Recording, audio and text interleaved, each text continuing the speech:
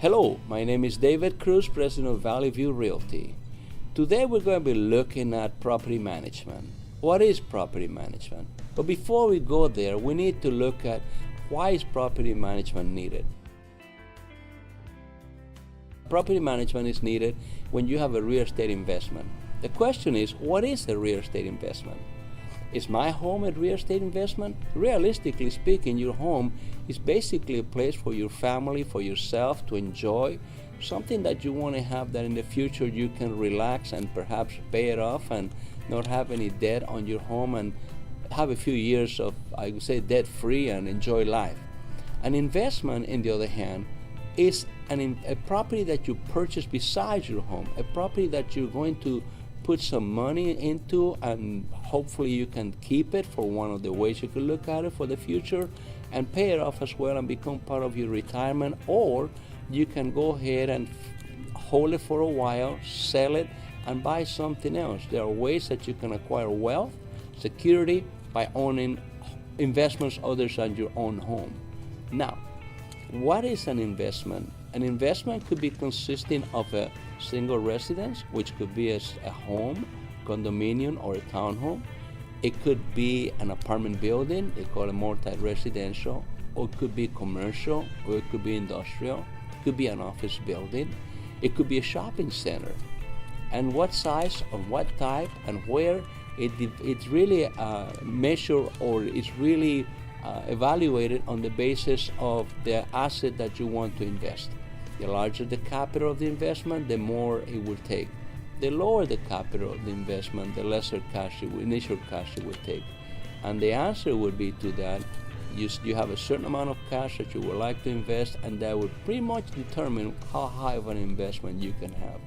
Now, once you decide that you want to have an investment, and you want to buy one of these properties I just described, you say to yourself, I really don't have the time to manage it. I really don't have the personality to manage it. You may say, I don't have the patience to deal with people. See, dealing with people is not like dealing with machinery. Machinery, you can move from one side to another, and the reaction will be none. But when you deal with human beings, you don't know what's going to happen from 1 minute to the next. What makes one person cry makes the other one laugh. What makes one person laugh makes the other one cry. And perhaps you want to say, you know what, I want to have the investment, but I don't want to deal with the tenants in a case of a residential. Fine. Once you decide what type of investment is best for you, then what you need to do is look for or get together with a property manager. Now, a property manager is a real estate agent who can, one of two things, help you acquire the property and also keep an eye on the property for you and be the go-between between you and your tenants. That is the main function of a property manager. You want someone who has experience, you want someone who has longevity, you want someone who has character, and you have someone who enjoys what they're doing and will do it for you professionally. Depending the type of property you own will require a different type of management. The one area I've experienced that requires the most management hands-on will be the residential or multi-residential. When you deal with the manufacturing, when you deal with the commercial, when you deal with the industrial type of investment, the landlord has contact with the tenant, but in reality the contact is minimal because most of the time the tenant is responsible for the maintenance of the property. But when you deal with residential or multi-residential real estate, the landlord has more responsibility than the areas of commercial, industrial, and commercial, industrial, manufacturing properties. Why is that?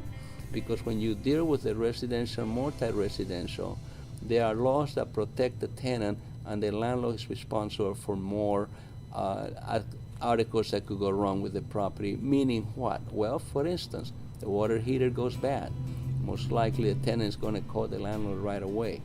Unlike if a water heater goes bad in a commercial, maybe the tenant says, you know what, just call the plumber and they can take care of it.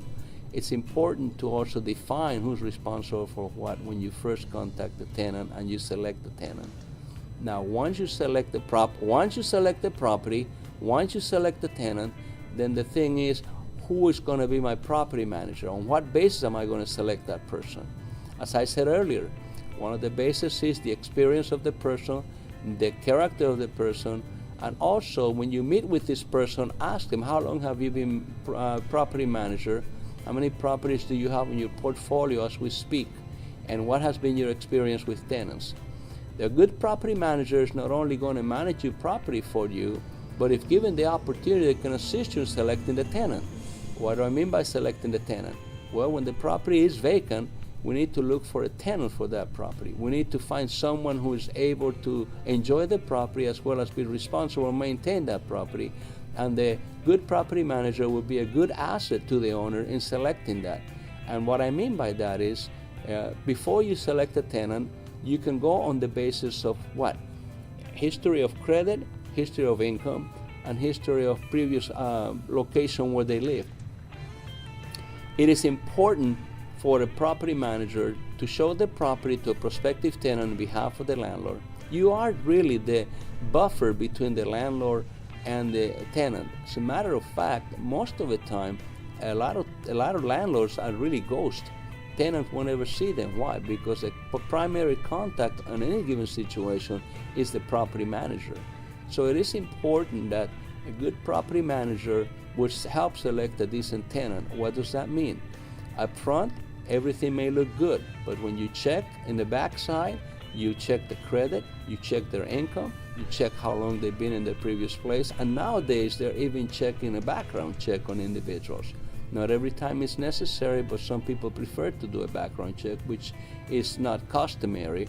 But if a landlord wants it done, then at that point you said, no problem, let's get that done. Once you select that tenant, you can go one of two ways. You can go a month-to-month tenancy, or you can go a yearly lease. On most residential leases, they're either month-to-month, but preferable yearly lease. Most commercial, industrial, and other types of leases, office buildings, they are multi-years. It could be for 3 years, 5 years, and then you have options as well, which means that the person can plan to be there for many other years and they can renew those leases. All of that is arranged, negotiated, and agreed upon when we first draw the lease at the beginning of the tenancy.